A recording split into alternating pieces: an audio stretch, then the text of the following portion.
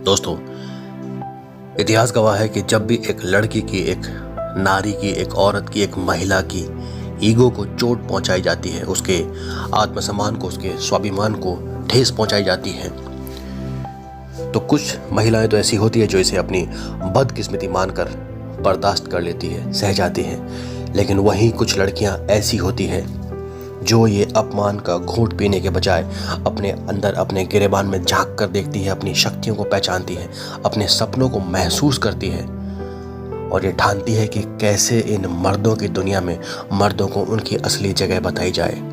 उन्हें ये एहसास कराया जाए कि महिलाएं सिर्फ चूल्हा चौका करने के लिए नहीं, झाड़ू पोछा करने के लिए नहीं, महिलाएं भी अपनी ज़िंदगी में अपने सपनों को पूरा कर सकती है, अपने सपनों की उड़ान भर सकती है। कुछ ऐसी ही कहानी इस लड़की की है जिसका नाम है लतिका।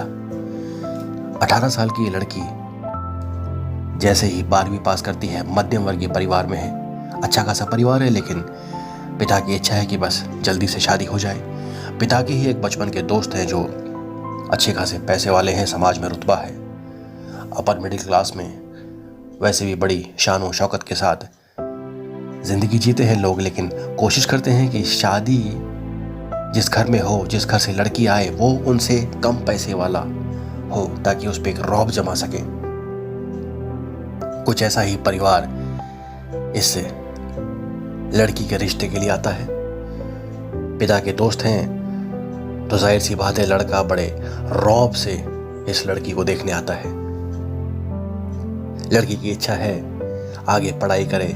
वो अपने स्कूल में हमेशा स्पोर्ट्स में अव्वल आती थी, लेकिन घर वालों की इच्छा के बगैर उसकी हिम्मत टूट जाती है और पढ़ाई छोड़कर बस शादी की तैयारियों में लग जाती है। जिस दिन ये लड़का इस लड़की को देखने आने वाला है, हर लड़की के मन में बहुत सारे सपने होते हैं, बहुत सारे ख्याल होते हैं, पता नहीं क्या क्या वो अपने अरमानों की जान बुलती रहती है कि लड़का ऐसा होगा, लड़का वैसा होगा, उसका जीवन साथी ऐसा निकलेगा।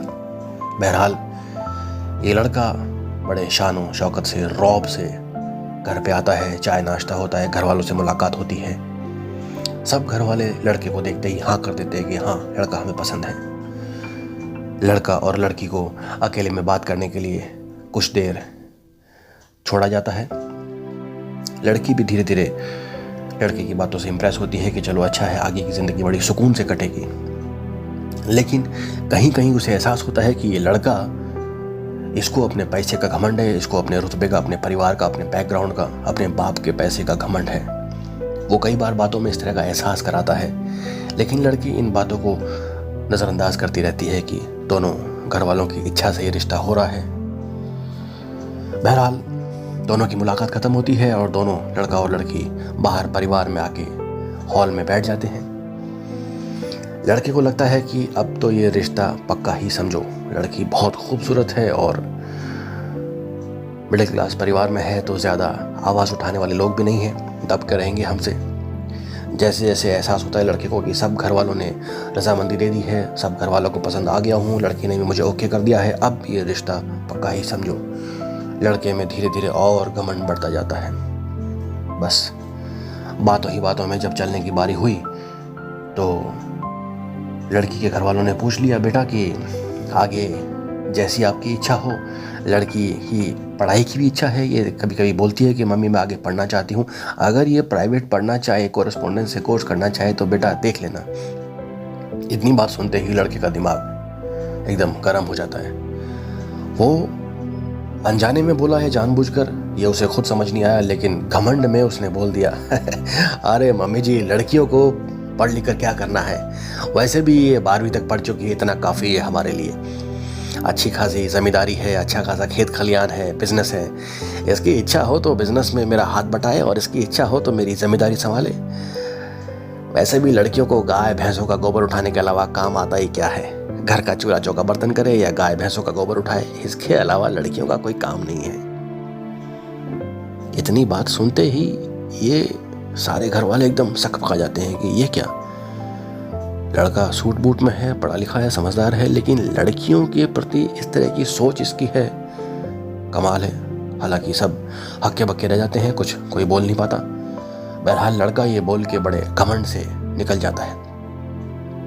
दोनों परिवारों में बात पहुंचती है कि शादी की बात पक्की हो, सगाई लगभग हो चुकी है, लड़का लड़की ने एक दूसरे को पसंद कर लिया है। लेकिन जैसे ही लड़का निकलता है, लड़की के मन में ये बात खटक जाती है। वो इस 2 घंटे की मुलाकात में इतने हसीन सपने बुन चुकी थी और लड़के की इस तरह की बात सुनकर उसके दिल पर एक ठेस पहुंचती है। उसके आत्मसम्मान को बहुत गहरी चोट पहुंचती है कि ये मर्द जात औरत के बारे में ऐसे ख्याल कैसे रख सकते हैं। क्या हम औरतें सिर्फ चूल्हा चौका बर्तन करने के लिए? क्या हम औरतें सिर्फ भैंसों का गोबर उठाने के लिए हैं? जिस भी दर्जे की औरत हो, क्या हम सिर्फ और सिर्फ घर की सफाई के लिए रह गई हैं?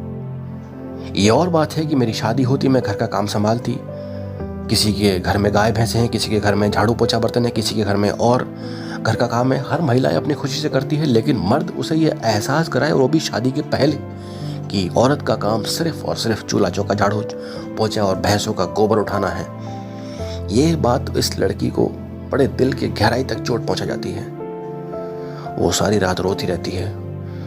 अपने होने वाले सपनों के राजकुमार के लिए उसने जो सपने बुने थे, एक झटके में चकनाचूर हो गए। वो रात भर रोती रहती है। अगले दिन उसका मन नहीं लगता। घर वाले महसूस करते हैं कि लड़की का कहीं ना कहीं दिल टूटा है, लेकिन कोई कुछ कह नहीं पाता, क्योंकि लगभग सगाई की रस्में पूरी हो चुकी थी। दोनों पारिवारिक मित्र थे। बहरहाल 2-3 दिन के बाद लड़की बहुत सोच विचार करती है। उसे धीरे धीरे इस बात का एहसास होता है कि ऐसे मर्दों के साथ शादी करने का क्या फ़ायदा, जिनकी नज़र में औरत की कोई इज्जत ही नहीं है। वो अपने अंदर झांकती है और अपनी शक्तियों को पहचानती है। वो याद करती है स्कूल के दिन कि कैसे स्पोर्ट में जब वो खेल में अव्वल आती थी तो कैसे पूरे स्कूल में तालियां बजाकर उसका सम्मान किया जाता था, उसका स्वागत किया जाता था। कैसे हर समारोह में उसे हीरो की तरह स्कूल में पेश किया जाता था कि ये वो लड़की जिसने स्कूल का नाम रोशन किया है। स्टेट लेवल पे हो, नेशनल लेवल पे हो, हर लेवल पे स्कूल की तरफ से खेली और हर तरह के खेल में अव्वल आई। वो जो तालियां बजती थी, उन तालियों की गड़गड़ाहट उसके कानों में गूंज रही थी। और वहीं दूसरी तरफ उसके होने वाले पति के ये बोल कि औरत सिर्फ और सिर्फ भैंसों का गोबर उठाने के लिए है। ये दोनों बातें उसके मन में खटक रही थी। 2-3 दिन के अवसाद के बाद उसने फैसला किया कि मैं इस इंसान से शादी नहीं करूंगी। वो अपने बाप को बोलती है और फरमान सुना दिया जाता है कि ये सगाई टूट चुकी है, लड़की ने शादी करने से मना कर दिया है। बहरहाल घर वाले सब आपस में तो नक मिजाज करके रह जाते हैं, लेकिन लड़की ने फैसला कर लिया तो कर लिया। वो ठानती है कि मुझे अपनी पहचान बनानी है, मुझे मर्दों की पहचान के ऊपर सिर्फ दाल रोटी खा के जिंदा नहीं रहना।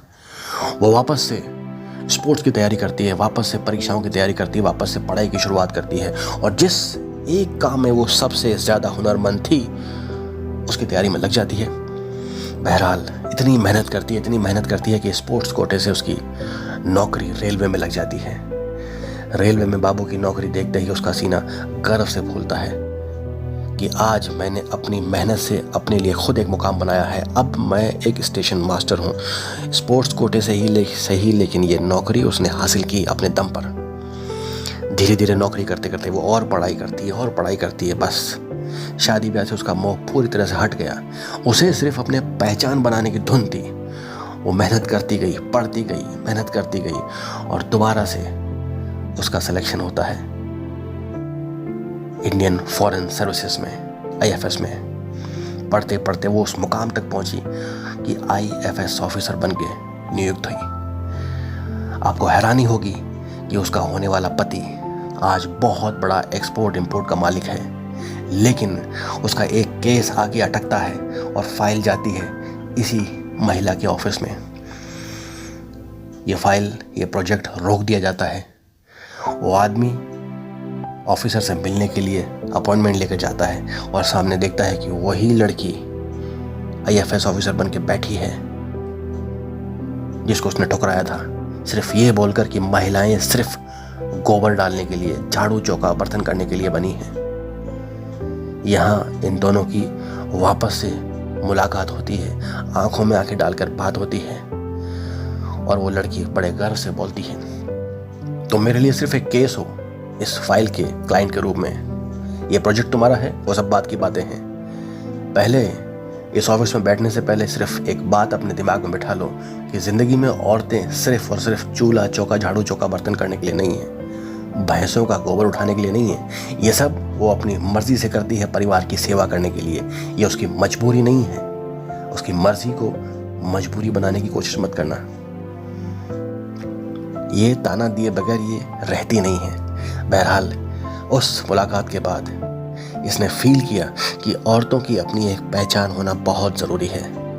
उस प्रोजेक्ट का क्या हुआ क्या नहीं हुआ वो सब बात की बात है, लेकिन ये इत्तेफाक था कि वो मर्द उसकी ज़िंदगी में वापस आया और उसने उसकी औकात उसे वापस याद करवाई। ये लड़की आज फ़क्र से अपनी ज़िंदगी जी रही है। शादी नहीं की, अकेली जी रही है, सिर्फ अपनी एक खुद की पहचान लेके। आज इसके घर के बाहर इसकी नेम प्लेट लगी है जिसमें इसकी खुद की एक पहचान है। दोस्तों, ये कहानी उन महिलाओं के लिए है जो कहीं ना कहीं अपने आत्मसम्मान को बहुत कम समझती है, अपनी ईगो को घूट कर पी जाती है। ज़रूरत है अपनी शक्तियों को पहचानने की, ज़रूरत है अपनी अंदर की ऊर्जा को एक नाम देने की। अगर वीडियो पसंद आई हो तो लाइक करना, चैनल पर नए हो तो सब्सक्राइब करना। मिलते हैं अगली बार ऐसे ही एक नए वीडियो के साथ। धन्यवाद।